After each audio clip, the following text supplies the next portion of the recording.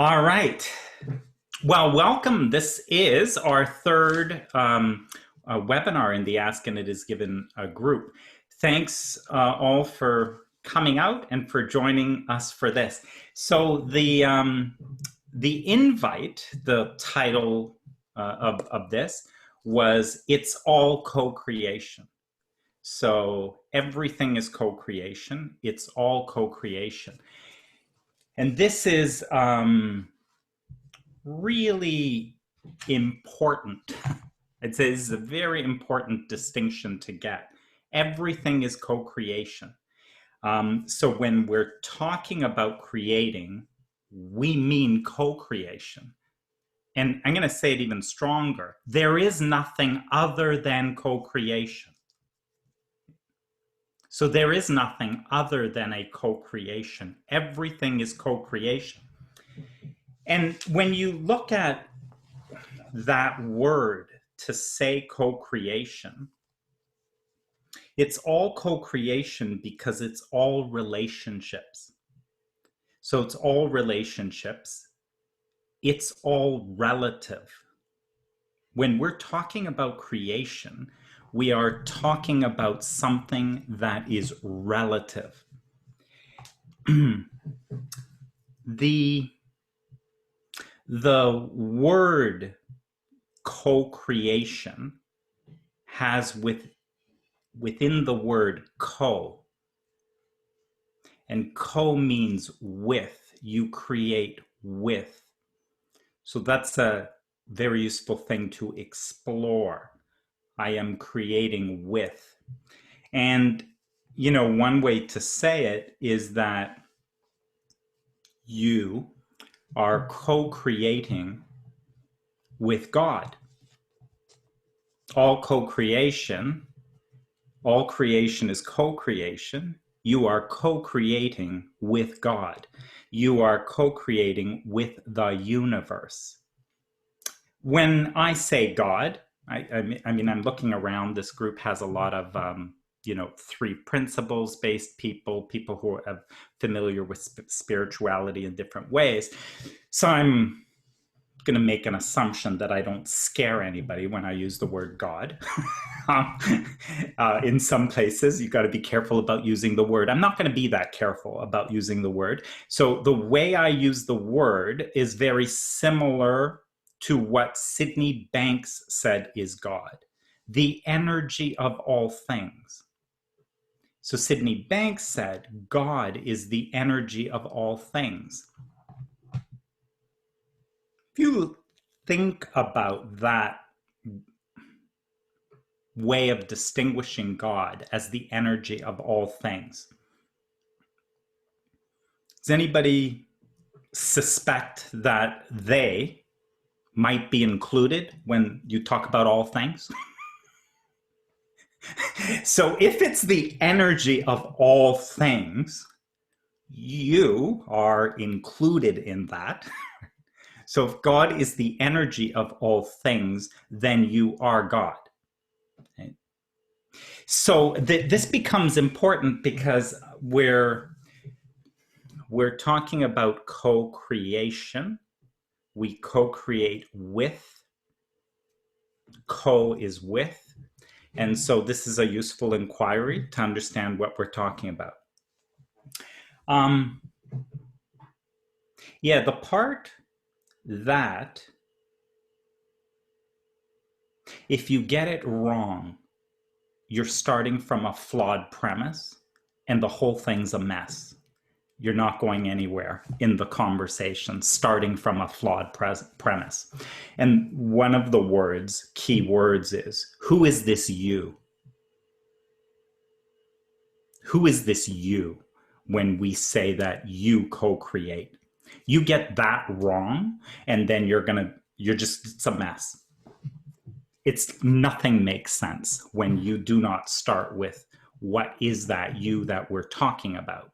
If you've heard my other webinars, if you've seen the posts in the group, I like the descriptor of that where Abraham speaks to who you are is pure source energy consciousness. who you are, is pure source energy consciousness.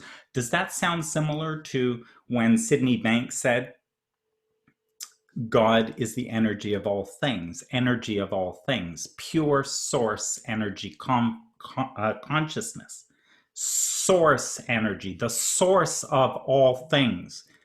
And who you are is that pure source energy consciousness. And a part of you is focused into this physical body. And a part of you is focused here. So, understanding what is meant when we say you, and then from there, if you're talking about co-creation, this idea of creating with, what is meant by that. So it's a set of distinctions. I also want to talk about the words about creating. If you think about, 3 words would be relevant here. A creator creating, creation. So creator creating, creation.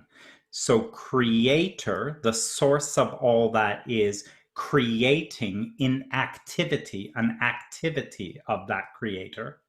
Creation, that which is created. So that's kind of an important piece. And so in there is a source of creation, the source of creation being the creator. Anybody remember that thing where it's the Bible, or right? You have been made in the image of the Creator. You've been made in the image of the Creator. What is an image anyway? An image is a reflection of the Creator. A true image would be true to whatever it is an image of. A true reflection would be very much like the thing that it reflects. So that language is really important. You are made in the image of the Creator. And so that's good for you to know, because when it comes to you creating, that's how you create, the way the Creator creates. And so what does that mean? I think I put an Abraham quote up. But you did not come to create through action.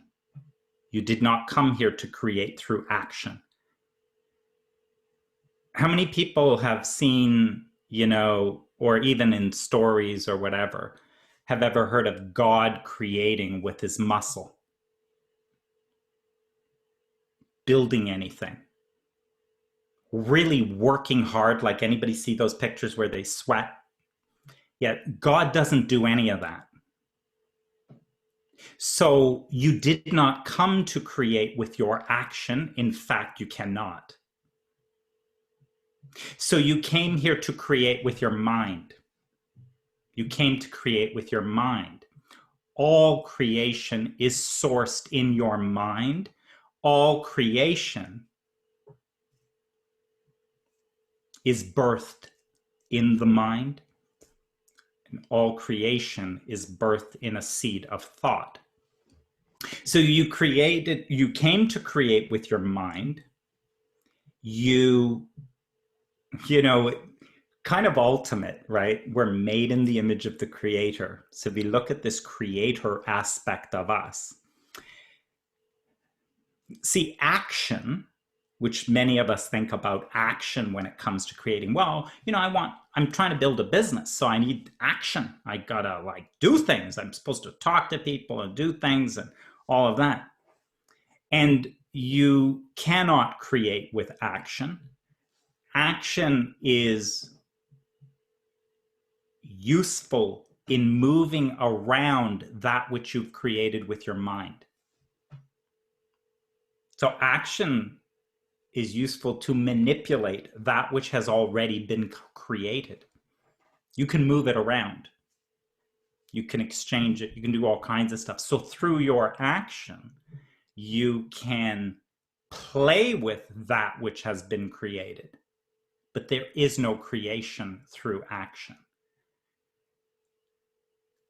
Creation is always birthed in the mind, in consciousness. That is the beginning of all creation. And from there, it grows. And, you know, if you look at our group, this will be our forever exploration. Like, our group is called Ask and It Is Given, How Thoughts Become Things. This will be forever our exploration, is how do thoughts become things? Because it's about creating with our mind and creating with thought. And Sydney Banks said, it's all thought. He meant everything you can perceive. He meant everything that you see. He meant it's all thought. There is nothing but thought. But if you're like me, then you sort of get curious. How do thoughts actually become these things that are all over my life? Let's see a few other things I want to say. So creator, creating, and creation. If you looked at this, there is, you know, another name that's been given to the creator. I am. People familiar with that terminology? The name of God is I am, right? I am being the name of God. Sometimes we'll look about us, we'll look at creation. And sometimes if you've ever heard people say, what is. They'll use that, what is. Listen, you just gotta be with what is, right? Be with what is, right? So what is being what is created.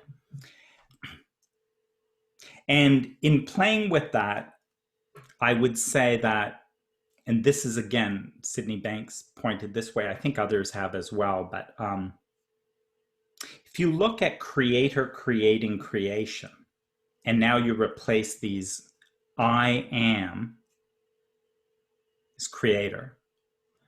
Creation is what is. And what I would say is you can have I am is equal to what is. There is no difference. I am what is. I am what is. And that gives us a hint as to how God creates. I am what is how God creates. It's literally declared. In the beginning, there was the Word, and the Word was with God. And if you want a hint at how he creates, I am what is. He speaks, thinks, might be a better way to say it, thinks, and what he thinks is. Okay.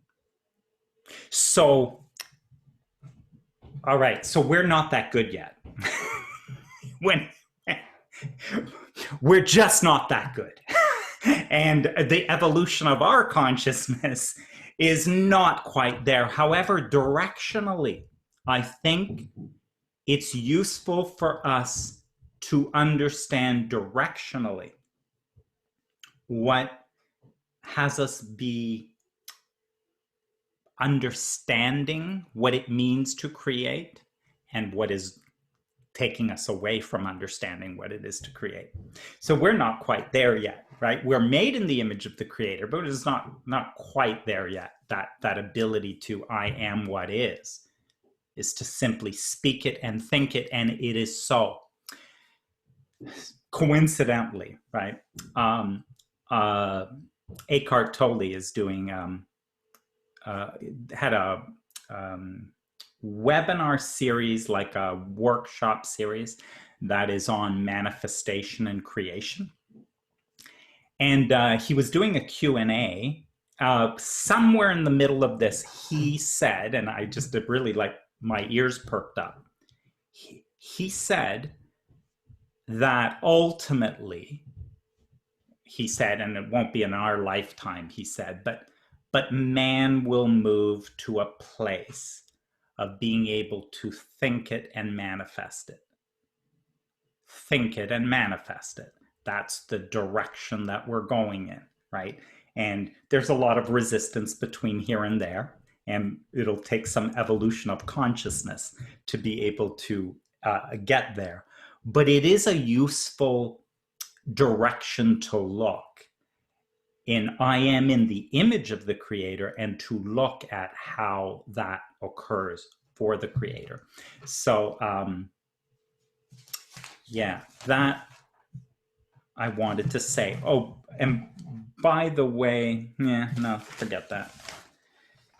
I made a few things that I thought I would say.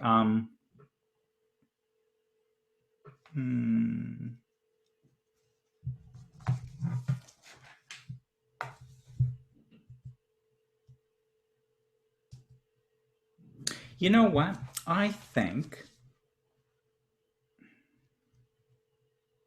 yeah, why don't we just, I'll pause. And not pause, but we'll just go into Q&A and comments, that kind of thing, and we'll work from there. So you can either unmute and ask, I see Grant has, or you can put your hand up, and then Jessie Lynn can manage as well, or type it into the chat. Dominic, how you doing? Hey, how are you, Grant? I'm very well. So that's a new twist on the co-creator, because I had always thought of it as co-creating at the human physical level and probably the soul level between all the souls, which would again amount to the same thing. But it'd be great just to hear a little bit more about co-creating at the human level. And I think Abraham says that nobody can create anything into your existence that you don't want. So don't worry about it. Yet, I'm sure there are things where when you get a group, and I think Jesus said, you know, those that come together in my name are extremely powerful. You get a number of spiritual teachers talking about that. So if we shift it down from the God and individual level or soul level, could you talk a little bit more about that, please? Yeah, great question. And by the way, and we do think a lot about co-creating with others, right? Like that whole, hey, why don't we start something, do something, and then you and I are co-creating things, right? So the same sorts of ideas will apply, but yeah. So first off, it kind of points to that first relationship you have to get right, is the I co-create with all that I am. Because at the human level, if I think about, yeah, let's make this practical. Come on, enough of the God stuff. Let's get to the here on earth stuff, right? So, but that went back to that point about who is this you that we're talking about, right? So there is a you that is finite and limited, that is an aspect of all that you are. You, so there's a you that is a finite aspect of all that you are, that is infinite. Creation, all of your power of creation is only available in all that you are. So if you misidentify, if you misunderstand misidentify and misunderstand who you are, and you believe that who you are is this finite perspective of consciousness, then really, this will sound like a bunch of chatter, because there's no power here. When you misidentify, like I said, foundationally, you get the first thing wrong, you've misunderstood, and you think that we're talking about some finite perspective having the power to create anything, right? It's a misunderstanding. There's no power in that. You have a role to play, but there's no power in it. If you go to it is only in alignment. It is only in alignment with all that you are channeling, flowing the power that creates worlds. It is in alignment with all that you are that you channel an energy and a consciousness, which is the same consciousness that creates universes. It's probably a little more than you need to get yourself a house and find a relationship and do all that. So might be a little more than you need, but it's good to know that's what happens in that alignment. And that's also why, there's an Abraham quote that says it's as easy to create a castle as a button. It's as easy to create a castle as a button. Could you imagine if I'm in my alignment with all that I am, that's what I'm using to create? Then really, what's the big deal between a castle and a button? It's all overkill for anything I can think of anyway, right? You got God out there creating solar systems and universes. It's way more than I ever need to create whatever it is I'm up to from a finite perspective, right? Yeah. Anyway, Grant, who knows what that answered, but you're welcome to. No, that's cool. Because there's no doubt that when minds come together, you can create things, and whatever context that might be. And I'm also finding it fascinating at the moment that sort of polarization we're seeing around really sort of topical themes through social media. Whether it's something like Brexit in the UK, or whether it's something like Trump in the US, or whether it's even COVID, where I think a lot of there's a little bit of overreaction at a global level. I'm not saying it's not serious, but I think people are sort of panicking more than they can do, and that's been fueled at a global level. So that's where it gets quite interesting, where you get these sort of really sharp contrasts, where you get people firmly sort of one side versus another. And, to what extent are they co-creating in terms of the minds behind that force? And if it's true what Abraham says, well, I don't really need to worry about it. I just need to focus on what I particularly want, and the rest will take care of itself. Because if I am in alignment, then I'm probably not going to be touched by that to any great degree. And yet I do see things appear in my life that are maybe unexpected. Yeah. So the co-creating part with others,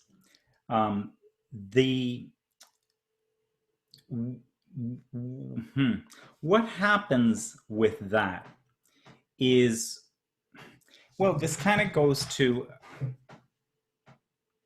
why we're essential to co-creation. By the way, when I say we're essential, right, it is the finite perspective in the infinite. Finite is essential to creation. It is essential to it. We really downplay all that we are, in that we make this God thing, as if it was a separate thing. We make that the important part. That's the important, valuable part. Me here, this insignificant, worthless, sort of finite part, right? So there's a lot of that in our perspective, which is a misunderstanding, right? And a lack of appreciation, for all that you are. Were it not for a finite perspective, there could be no expansion. There could be no creation, no expansion of all that is, no infinite in all that is. Infinite is in eternal expansion, more and more and more expression. How many people think that all that God is has been expressed? You look around, see the nature, see those fish, see those animals, see this computer system, see this stuff. I think that's about it. There's no more to God. It's all been expressed.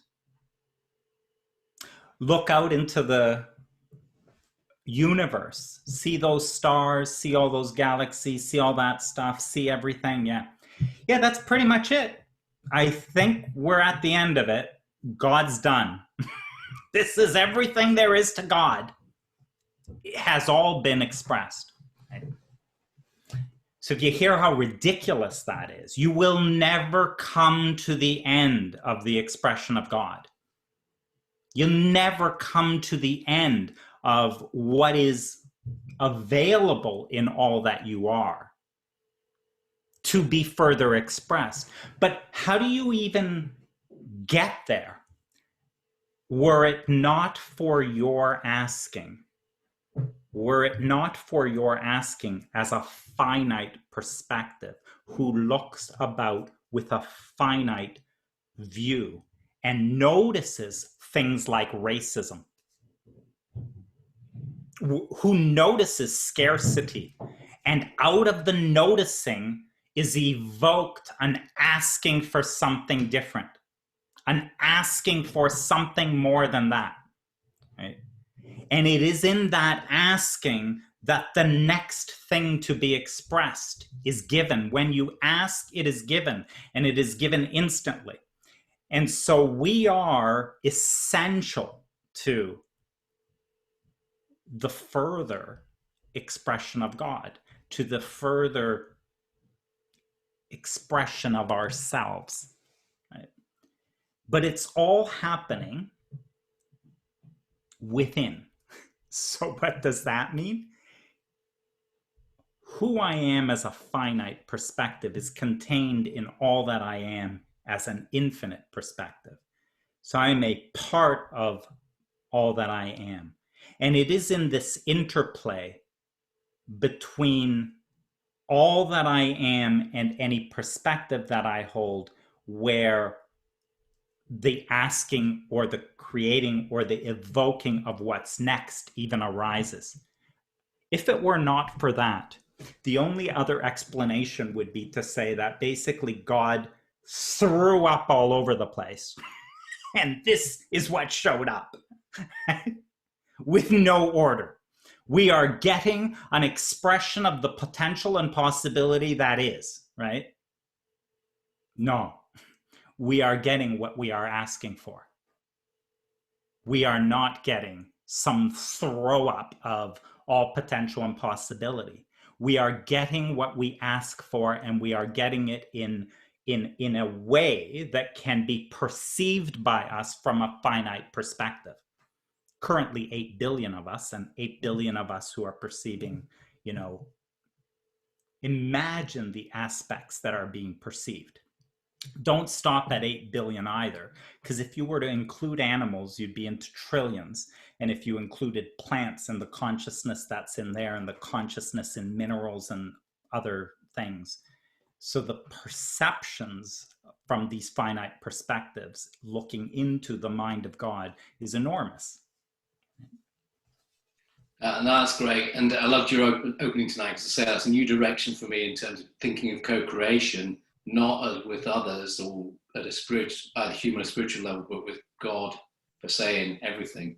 And then another time, maybe we'll explore further, look within, because I've been listening to Sid thinking, and that's a hard. What is that look within? But I'll let other people ask some questions, Dominic. Yeah, and just I want to say, thanks for bringing that back, because here's what it is. You first get the relationship with yourself right, and then the co-creating with other people will happen. And that is not something you do. So in other words, you get alignment with yourself, and alignment with yourself, again, from the finite perspective, an alignment with all that you are is specific. It's individual. It is what you desire. So there's an alignment with all that you are, focused on your desire. You get that right, there is a vibration to that.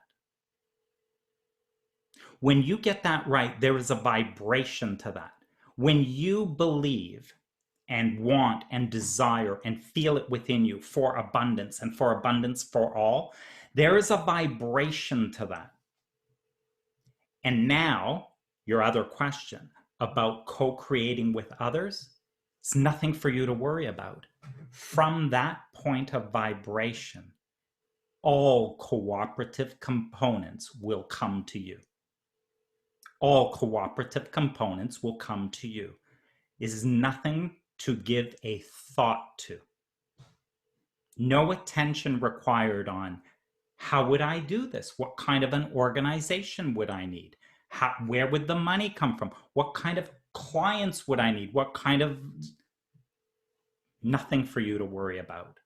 They come based on the alignment of vibration, and action is evoked from you in calling and organizing and putting them together, and all of that is just like flowing.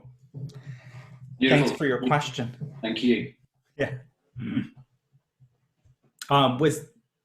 Can't tell if I saw more hands or... And you can, any question, by the way, make this as practical as you want. I'm talking pretty high. Can also be like, how do I get my kids to do something? So we can go anywhere with this. Well, hi, Dominic. Yes, hi, Omar. Yeah, let me just put the camera so you could see me. I just got back home, but I love the conversation. I have a question about like receiving. Yes. And how do you get yourself aligned so you could receive what you've asked for? Excellent. Excellent. And lucky for us, we have guidance. That'll help. And yeah. So first of all, let's just look at what is that anyway, that whole thing of I'm asking and the receiving and all that. And it sort of goes off the conversation with Grant, because there is a vibration. So a vibration I am, in other words, that gets to what I'm aligned with. And when it comes to creating, here's maybe the way. When it comes to creating, so first of all, my vibration is all based on my focus. What is my consciousness on? And thought, by the way, thought is simply focused consciousness. If I focus consciousness, that's what thought is. Thought is focused consciousness. If I'm not thinking, if that were even possible, it is simply consciousness. I'm just aware of aware. I'm just aware that I'm aware. I focus consciousness, I'm thinking.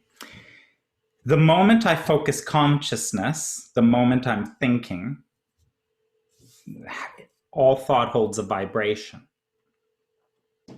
Now, it is in the relationship between all that I am as a vibration, my source vibration, and the vibration of my current focus. That is essential to understand. In your human form, what I've just described, the way you interpret that is by feeling. Everything I just described occurs to you as feeling, right? There is a source energy that you are, which is a very, very, very high vibrational frequency. It is the frequency of pure love, the frequency of peace, clarity, joy, bliss. This is a very high frequency vibration, pure vibration. That is what breathes you right now. That is what is animating your body. It is at your source. It is so high frequency that it could also be described as pure stillness. Its movement is such high frequency that it could also be perceived as stillness. Same thing. It's quite a paradox, right? When you think, you focus that source energy, you focus that consciousness onto something, you move attention onto something. And as you focus your attention, you vibrate. Again, not all that you are, because all that you are always remains there. It never deviates. If that ever deviated, it would be equivalent to that there is a source energy of light from the sun, and we see the sun ray come out. Imagine if there was ever a disconnect. There's nothing for us to talk about. If there were ever a disconnect from that source energy, we'd have nothing to talk about, right? So this never goes away and it never changes. That source energy, you, is always at that high vibrational frequency. You can look anywhere you want and you can focus consciousness. And as you do, from the finite perspective, you activate that vibration within you. You activate that vibration within you. So when you look upon a world that, and what you notice is scarcity and starving people, or you look and you experience your own scarcity, like, you know, I can't, it's, there's no way I'm going to make it into, you know, next month, and there's not enough money, and I can't do the things I really want because I don't have the money to do the things I really want. That thought is so counter to your source energy, because that source energy has no limits. That source energy is only abundance. It's only joy, all of that. So when you look from a finite perspective and perceive less than this, you will feel it within you. And how you'll feel it is that you will feel the dissonance of your current focus versus the truth of all that you are.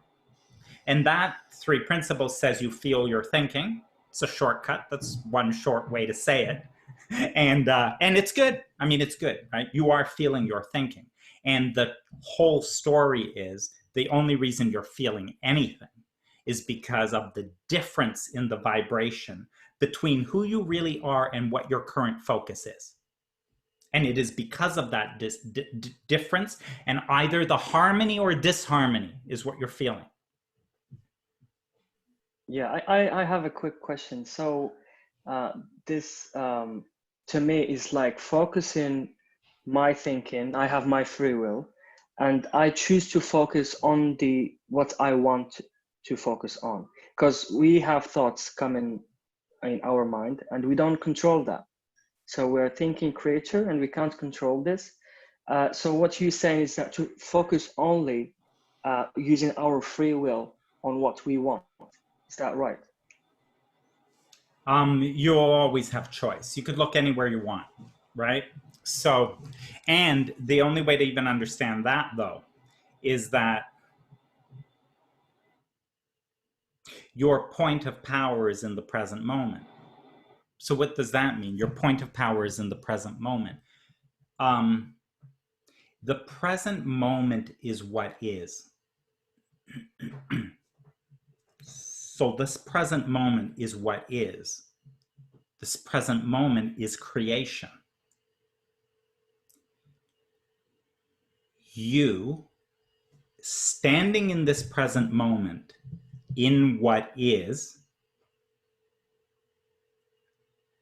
can look anywhere you want. You can look anywhere you want. Here I stand, and I don't have enough money. My bank account is like, I have a business, but I don't have clients. That's what is. Your point of power is in the present moment. I really want a relationship, but I haven't been in a relationship for years. I haven't, right? I really want to, I hate this job. I want to do more satisfying work, right? So, but here my point of power is in the present moment. So I'm standing in what is.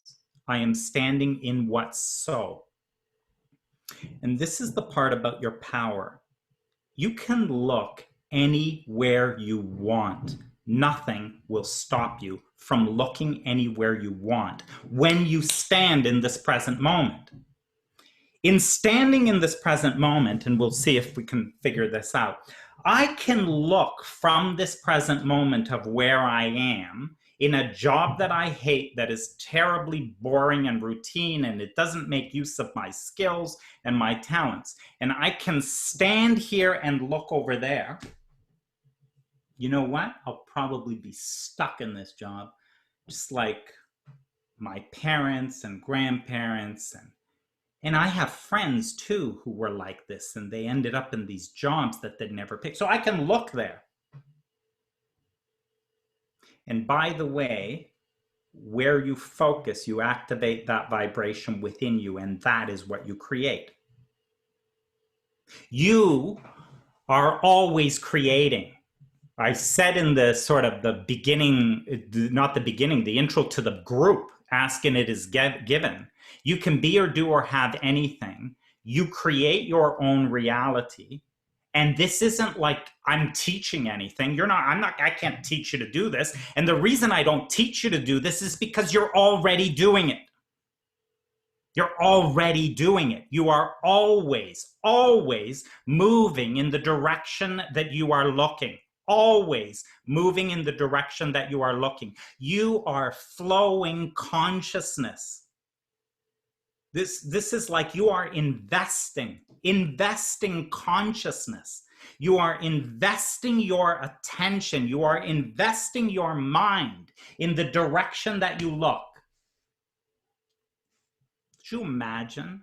You keep investing money over there. You keep putting money into it. That, your attention and your energy is worth so much more than money. And we fritter it away in all kinds of ways. So here I stand in a completely unsatisfying job, and I look over there. And I look over there where I probably won't end up out of here, and I'm probably going to be stuck here till I retire, or they're going to fire me because I'm so bad at it. And I look over there, and that's where my thoughts go. And you move in the direction you're looking. So here's what freedom is. What you didn't notice is that you can look anywhere you want. But your point of power is in the present moment, and you can look anywhere you want. Now, I'm not denying the fact that there is a momentum, and by law of attraction, that momentum gets strong. If you look there today, and you wake up tomorrow and you look there again, and you wake up tomorrow and you look there again, and you wake up next week and you look there again, law of attraction, as you activate that vibration, will give a momentum to you that will have you continue to look there. And when that happens with enough momentum, then you hear people say things like, I can't control my thinking. I have no control over my thought. No, you're just lazy is all it is. What's said, right? You get enough momentum going, right? You can't stop that thought. If you keep investing money over there, right? The thing you invest money in with compound interest will grow and grow and grow. And law of attraction is way better than compound interest. You're going to have a real pot over there, but that's where it is. But here's the thing, if I stand in the present moment, you can look anywhere you want. So just as I looked over there, I can look over here.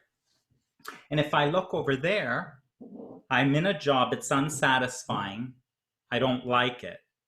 And you know what? At least this is kind of cool because at least I'm clear now. And I'm not that old. I'm only, you know, Omar, you're what, 30s? 20s? I think you're 20s. So, you know, you're like, I'm not that old. I could actually change my job, right? I could change my job. You know what? When you look at my whole life, there's lots of careers. I'm probably going to have more than one anyway.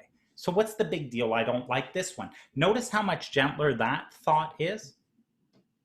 By the way, if we talk about what is in harmony with the source that is you, what is in harmony, is this sounding more harmonious than that one?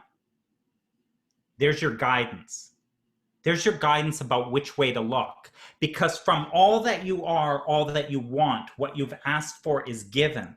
And you are getting intuition and impulses and insights to look over there, look over there. And every time you look over here, it hurts.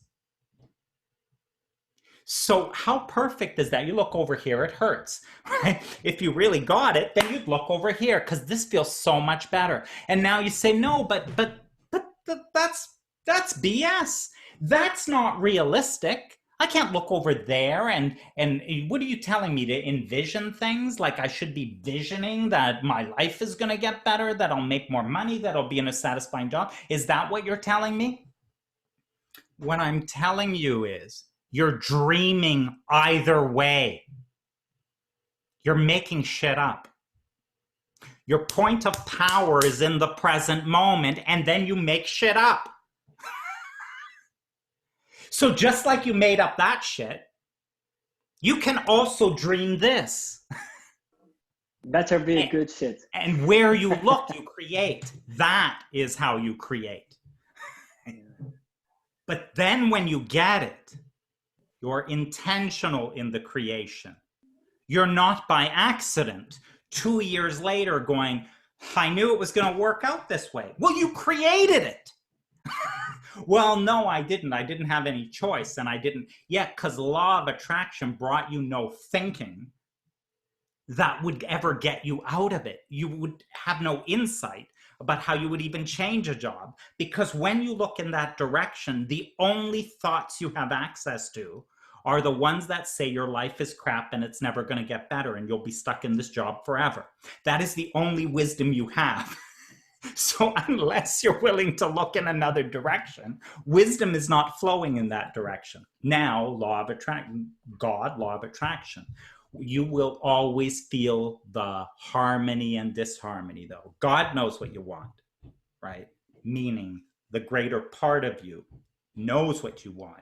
And when you, in this finite perspective, lazily look around anywhere, you can feel the difference. When I look there compared to here, compared to here, that's guidance. Guidance prompting you to look in the direction you want to go. Just don't look anywhere you want. That's where the focus is. Perfect. Yeah, that makes sense. That makes total sense. Yeah. I see Martine. Oh, sorry. And Omar, is that anything else for you, or was that good? Yeah, no, that's a great answer. I could see myself fitting in there. And what's happened right now, I kind of put the puzzles together. That makes total sense. Thank you. Awesome. Thank you. Hey, Martine. How are you? Hello. Hey. Might be slightly different question. but it's about soul. And I don't know what Abraham says, but I know that like Paul Selig and I Am the Word, or Adyashanti, they seem to think about that the soul is the interaction between our higher self, like the point between the higher self and our low self. And as the interaction point, that's what our soul is. So I was wondering what Abraham says Yeah. about that. And that's good. And by the way, it's all good. Like that language is all good. If you imagine from an energetic perspective, going from pure source energy consciousness, by the time we hit this finite perspective, that is you, right? From there to here, Abraham talks about who you are streams of consciousness, rivers and streams of consciousness by the time it gets to this point that is you. What does that mean? So yeah, by the time you say things like I'm me, Sid used the term an inner self. There's an inner self. Could be soul, could be a word for an inner self. And then he said God is the energy of all things. If you imagine from a broad perspective how you could get more and more and more and more and more finite, to the point where there's a detail like you, which is physically manifested finite perspective. You can imagine that the one on a stream that is you, how unique in many, many, many ways, how unique that consciousness would be by the time it manifests compared to another. What do I mean by that? You sense these rivers and streams within you by things like, if music plays, you notice you like it and you're listening to it. You have a desire to create it, to make music. Where's that coming from? Well, you must be caught up in the river or stream of art and music. Like part of your consciousness must have that kind of aspect into it, where someone else has like more of an engineering aspect or a science aspect in them. So you start to see these individuations showing up. By the way, you could have an engineer who's got a river and stream of music and art intersecting. Notice how beautiful in this diversity of perspectives that individuate ultimately, right? So once you go backwards from there and you kind of go, well, who am I and what's my inner being and all of that, nothing wrong with soul. That's a great description. In other words, if I step back from physical manifestation and I want to talk about a soul, that soul is non-physically, it's non-physical. To me, that would be a better description now of these rivers and streams coming together. I could, before I show up here finite, if we said there's soul, I think that's a great word. Why not? Right? And again, and you keep going and keep going and keep going. And it's sort of like, yes, and then pure source energy, right? It's like then at that point, you're all of it. Is that helpful? Yeah, it was just out of curiosity, to compare and all those things. So yeah, thank you. Awesome. And I think Sue, Sue.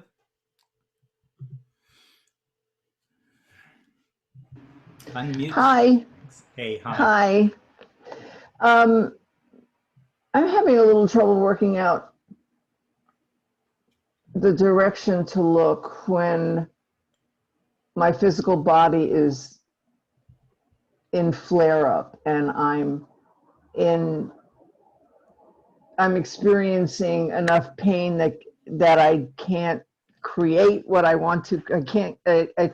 I get pissed off because I can't move forward, and I've been listening to Abraham talk about this from many different angles, and the idea of getting more general occurs to me, that getting more general often looks like just resting. And that is not looking like progress and creation to me. And I just wonder if you have Oh, it's anything. really, really good question. I heard. Oh, good. Yeah, What do you, that's a really good question. I heard it was a recent recording I was listening to about Abraham. Some guy comes on talking about his business, and Abraham, and he's having these problems with his business, and it's not the way it is. And so then Abraham starts asking the question about what do you love about your business, right? So notice what they were doing was taking from the focus on what's wrong. They began asking questions about what gives you satisfaction in the business. Why do you even have a business? You've got this business because of whatever you think it'll get you. By the way, what you think, reason you even desire anything is because you believe you will feel better in the having of it. There's nothing other than that. Everything you want is because you believe you will feel better in the having of it.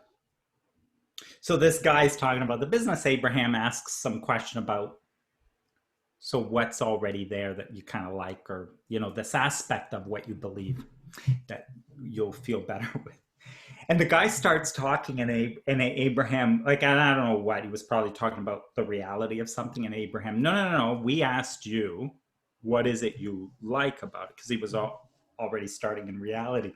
And after one or two iterations, similar to what you're saying, Sue, Abraham says, no, you're either going to find this when we talk about your business, or we're going to have to get off the subject. And it was like, what did they just say? The guy comes and says, I want to work on my business. And they go, okay, here's what we're going to talk about. And if you can't talk about this, we're going to have to get off the subject. And I was like, whoa. And why is? Because there is such a momentum of thought, we cannot help you. If the focus and momentum of thought is so strong, we cannot help you. Sorry, they are infinite intelligence. They can always help you. But here's what I'm saying. They cannot help you in that direction. This is like Abraham will often use Abraham, I have fallen out of an airplane and I don't have a parachute. What should I do? And their response is, hang on, it'll be over in just a little bit, right? So when the momentum of thought is so strong, there is nothing you can do in that direction. And this is, by the way, where people say, but we are not free. We can't affect that stuff. We can't just change the way we think about something. They're actually right. Because the momentum of thought is so strong, there is no freedom. So what Abraham says, hey, if you keep this up, we're going to have to change the subject, right? Because if we can change the subject, we can find a different vibration. And if we find a different vibration, you are one point of consciousness. Sue, you are one human being. If we find a vibration, a focus that takes that allows your energy to rise, it affects all subjects. You are one human being, and your body is not separate from your business. So your physical body is not separate from your business, and your business is not separate from your art, and your art is not separate from relationships. That one point of consciousness is in all of it. And when that one point of consciousness focuses upon the body with a momentum of thought that is so negative, and by the way, how do we know that it is an unproductive? Is one, by the way that it feels. Here's how you know where your vibration is at. Number one is the way that it feels, and number two is what's manifested. One is the way that it feels. Number two is what's manifested. How it feels is pre-manifestational. So warning. See the way you feel? Notice the way you feel? It's telling you what's coming. Notice the way you feel? That's what's coming.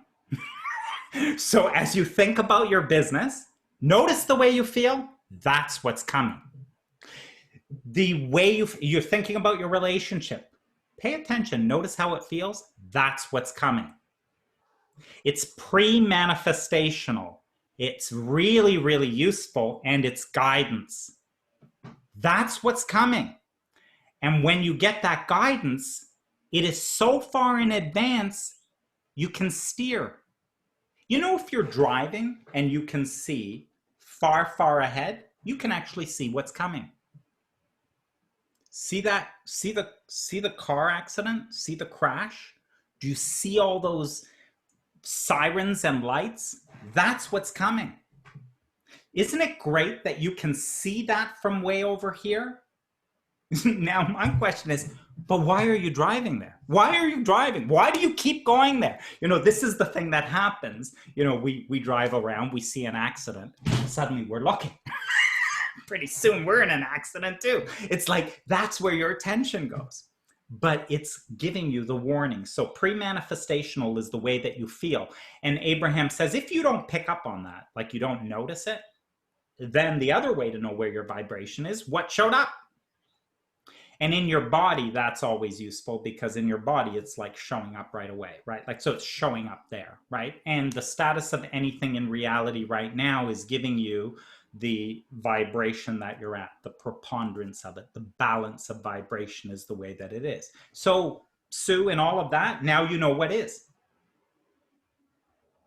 Now you know what is. And similar to the conversation with Omar, what is doesn't matter a hill of beans. It's just not relevant, because what is so old news.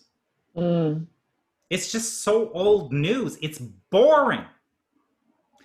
Your inner being, we get all excited about what is. Oh, wow, look at this pen. Look at this. This is so cool. You can do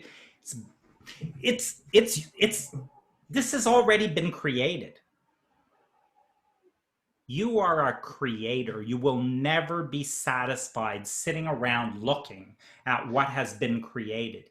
If you are not creating, there is no satisfaction.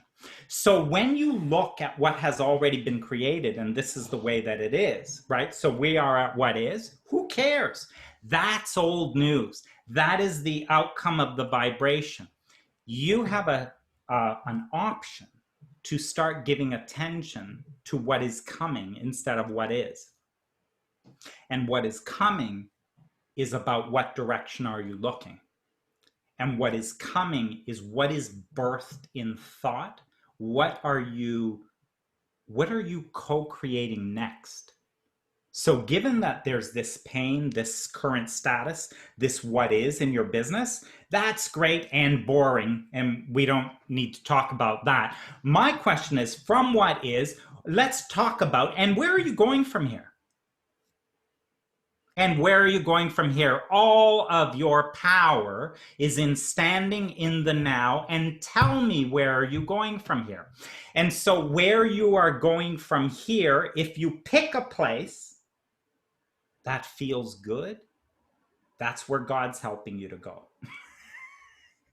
If you pick a place because you're dreaming it all, and if you pick a place where I deteriorate and things get worse and then I can't take care of myself, you're on your own. You can do all the dreaming you like on your own. But source energy, the God, the all that you are, that knows what you want, will not come with you as you imagine all of that. And you, as you move imagining all of that, you will be a vibrational equivalent to it from a finite perspective, and you will feel the pain of thinking disharmoniously with all that you are until you wake up. You can think how you like. You are totally free. You can think how you like. And so no one can make you think anything. Think whatever you want. But you can't get away from the consequence of your thinking. You will always feel your thinking. So you're free to think, but you will feel what that feels like for you. And the partnership you have with all that you are is that the promise is that God will always hold for you the vibration of everything that you've asked for. And the reason they'll hold that for you is because that's what's going to give you the guiding light back to all that you want. And so at that way, you know what the feeling is of all that you want. And it's always feeling good. It is always a positive feeling. And deviations from that hurt. Yeah. I am conscious of the time, and okay, I think so. Thank you, Sue. Thanks for that question. And the pain questions, the physical body questions are so hard. Of everything in physical reality, listen, your business could be shit and you can have no money, you don't have any clients. Like, of course, that gets your attention. But you know what? I don't know if we have Bria on, if you start dancing, it can pretty much distract you. It's pretty easy to be distracted. The problem with the physical body is how intimate this is. That once it's manifested there, I mean, how do you stop thinking about that? A few months ago, I had this like toothache and I had to get a root canal. I did not understand. It like literally woke me up in the middle of the night. Like literally woke me up. And I remember in that moment thinking, sure, Abraham. Yeah, no, I'm not going to think about this. Right? I'm not going to think about this. What do you mean you're not going to think about this? Exactly. Exactly. Yeah. And yeah. And that's the thing. It is so now, and that's your work. That's your work. You're standing in this moment of now. This is what has manifested. This is what's being created. Your point of power is right now. So be careful. This isn't about, oh, so I got to pretend it's not. So I should be pretending I feel good. No, that's bullshit because you are not in the present moment. Your point of power is in the present moment. You must stand where you are. And it is from standing where you are, the power in the creation is, and where are you looking from here? And what would you like to talk about now, right? And if I continue to talk about what's manifested, I perpetuate it. If I continue to invest in it, I perpetuate it. Remember how you are always you are always moving in the direction that you're looking. You are always creating in the direction that you're looking. So if I look here, I will continue to manifest more of here. You should only be realistic. Only be realistic and speak of reality if you are interested in more of this reality. And if you are not interested in more of this reality, you need to speak less of it. Speak less of it and begin to invest more in the reality that you want, and begin to invest more attention in the reality that you want. I remember with my toothache, the next morning was better. And it was so funny because I'm like, oh my God, that feels so good. Unlike last night. So all of a sudden, I'm like all excited about the absence of pain until it came back. So this lasted for a little while. I kind of like, it was really good, really exciting. And then what happened was it came back. It was like in these waves of stuff. But you've some way, somehow, and this is your work, is how do I begin to find the tiny evidence of my dream instead of my horror? Because you live in heaven and you live in hell. You don't have to go anywhere. It's all right here.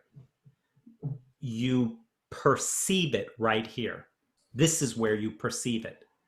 look around you. You are living in hell. Turn on the TV and there is hell. It is a horrible, horrible world with so much hatred and all of that. Look around, look for it, and you will find it. But I don't advise it. Because you are also living in heaven, the greatest time for human beings to be living on this planet. You all live better than kings and queens. You have more abundance available to you than any human beings in the course of all of history.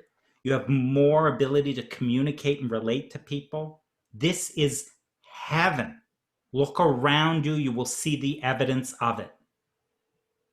And you don't move anywhere. You just stand right where you are and choose what you prefer to look at and choose the reality that you wish to create. And the more you look in a direction, law of attraction brings you more evidence. The perception of it becomes easier and easier and easier, and the density of the thought around it becomes thicker and thicker and thicker. And that is how thoughts become things. That is how our thoughts become the things in our lives. And yeah. All right. We do need to sign off. I appreciate everybody, your participation. Jessie Lynn, anything that... There was a couple things in the chat. I don't know if you have a couple more minutes or do you want to just end it here? Just give us the questions and then I'll decide if we either do it in another webinar or if we... Okay. I think, Claire, you kind of answered this with Suze, but she's saying, how do we deal with getting caught up in the details of what is when they involve actions that focus your attention on the unwanted? I think I got it. You can still look for a better feeling direction whilst engaging in unsatisfactory navigational details. So, okay, cool. Yeah. And by the way, the details of anything are huge momentum, right? The general of anything, I think I want to start a business. Very general. So easy to dream about that, right? And then momentum will take you into details, right? Now, if it feels good, Abraham says, go with the details because you are building momentum. Right? So it's like, oh, I know the kind of business I want. It would be like this. I know exactly the kind of clients I want. Matter of fact, I got to start a web page and I got to describe what I offer. Now, notice how I'm getting into the details. Notice how excited I'm getting because there's clarity, there's momentum. It's good, it's good, it's good. However, I start with, I think I want a business. But what would I sell? I don't know. I don't really get it. Okay, get out of the details. You are no place to be in these details. It's like, well, maybe I should research. You know, someone's offering a course on what course. Maybe I should spend $10,000 on this course to figure out how I brand myself and how I... It's like, no, don't do any of that. It's kind of like you're trying to get into details and force something. So the details give you momentum, but it's pay attention to the feeling, and if it feels bad, back off. If it feels good, get all over it. All right, and what else was there, Jessie Lynn? I think just one more, I think that actually closes it out really well. Thomas is saying he just started taking motorbike lessons, and the first thing you learn is look and focus where you want to go, because that's where you're going. And this That's excellent. Could you imagine being on a bike, going as fast as whatever you're doing, and you're not looking where you're going? You'll get some feedback real quick. You will move in the direction you're looking, right? Yeah, that's really cool. Yeah, that's really cool. So thanks, everyone. This has been awesome. I'll post the replay. We'll have it available in the group. Thank you for your participation in the group. You guys are amazing. I love the questions, love the engagement. I love the feel of this group. It's just awesome. Thanks. Thanks, Dominic. Thank you. Thank See you. See you, everybody. Awesome.